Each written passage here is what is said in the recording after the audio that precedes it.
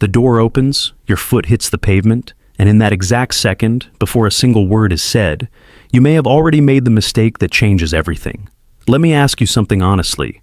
When a police officer tells you to step out of your car, what is the very first thing you do with your hands? Drop your answer in the comments because most people don't even realize they're making a decision in that moment, and that decision can quietly shape how the entire situation unfolds. I want you to really think about that and share it below, because what you believe is normal behavior might be exactly what raises suspicion.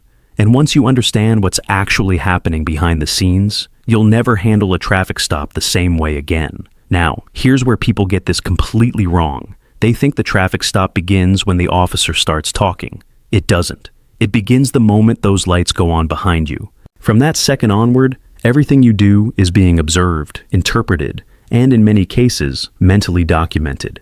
Your speed as you pull over, where you choose to stop, how smoothly or abruptly you brake, whether you look in your mirrors, whether your hands stay visible, and by the time the officer even reaches your window, they've already formed a preliminary impression of you. Most drivers never think about that. They're focused on what they're going to say. The officer is focused on what they've already seen. Now, fast forward to the moment they ask you to step out of the vehicle. To you, it might feel sudden, even unnecessary. To them, it's often a calculated decision. Sometimes it's for safety. Sometimes it's to control the environment. Sometimes it's because something you did, even something small, triggered a concern. And this is where the mistake happens. Not later in the conversation, not during questioning. Right here, in the transition from inside the car to outside. Because this is the moment where behavior matters more than words. You'd be surprised how many cases turn on something that happened in under 3 seconds. A quick reach toward the glove box, a sudden lean forward, a hand disappearing out of view, a delayed reaction, a nervous adjustment of clothing. Individually, these actions seem harmless. Together, in the eyes of an officer trained to detect risk, they can tell a very different story.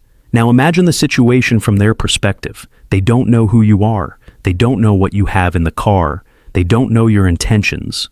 All they have is behavior. And behavior, especially under pressure, is incredibly revealing. That's why officers pay close attention to what most people consider insignificant.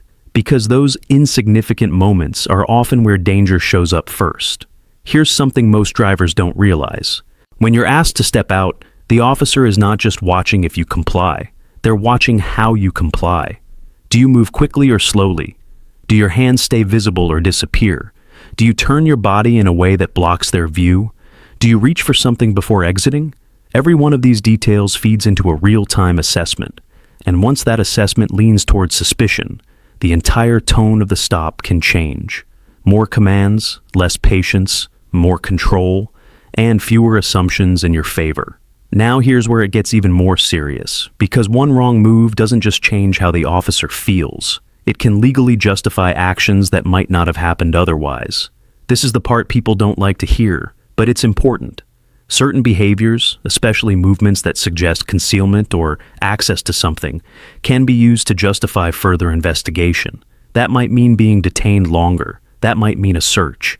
That might mean additional questioning. And suddenly, what started as a routine stop has turned into something much bigger. Not because of what you said, but because of what you did. Now, let's slow this down and look at a realistic scenario. You're pulled over late at night. The officer approaches, asks for your license, and everything feels normal. Then they ask you to step out. You feel that spike of adrenaline. Your mind starts racing. Without thinking, you reach down, maybe to grab your phone, maybe to adjust something under your seat, maybe just out of habit. In that exact moment, the officer's perception shifts. That one movement, even if completely innocent, introduces uncertainty. And in a traffic stop, uncertainty is treated as potential risk. Now the officer is more alert, more cautious, more focused on control. And once that shift happens, it's very hard to reverse. This is why experienced attorneys always emphasize something that sounds simple, but is incredibly powerful. Control your movements before you control your words. Because by the time you start speaking, the officer may have already decided how this interaction is gonna go. Now let's talk about something that might surprise you. Most people think the biggest legal risk during a traffic stop is saying the wrong thing. And yes, that matters. But physical behavior can be just as important. sometimes even more, because behavior is often interpreted instantly. Words can be explained later, movements can't. If an officer believes your actions suggest you were reaching for something, that belief doesn't just disappear because you explain it afterward. It becomes part of the narrative, and narratives matter. They shape reports. They influence decisions. They affect how a situation is documented and remembered. Now, here's another layer most people never consider. When you step out of the vehicle, the environment changes. Inside the car, you have a level of separation. Outside, you are fully exposed. Your positioning, your posture, your distance from the officer, all of it becomes part of the interaction. And that's why the transition matters so much. It's not just stepping out. It's how you exit. It's what you do with your hands. It's whether you create calm or create uncertainty. Now, I want you to think about something. Have you ever noticed how some people seem to handle these situations smoothly, while others somehow make things worse without intending to? It's not luck, it's awareness. The people who handle it well understand something most drivers don't. They understand that a traffic stop is not just about compliance, it's about controlled, predictable behavior. They don't rush. They don't make sudden movements. They don't reach for anything unless instructed. They keep their hands visible. They move in a way that signals calm, not panic. And that changes everything. Because when an officer sees calm, predictable behavior, the perceived level of risk drops. And when perceived risk drops, the interaction often becomes less intense. Now, here's the part most people are waiting for. What should you actually do in that moment? When the officer tells you to step out, the goal is simple, but not easy. Pause. Not a long pause. Not a dramatic pause. Just enough to make a conscious decision. Keep your hands visible. Let the officer see exactly what you're doing. If you need to move your hands, move them slowly and clearly.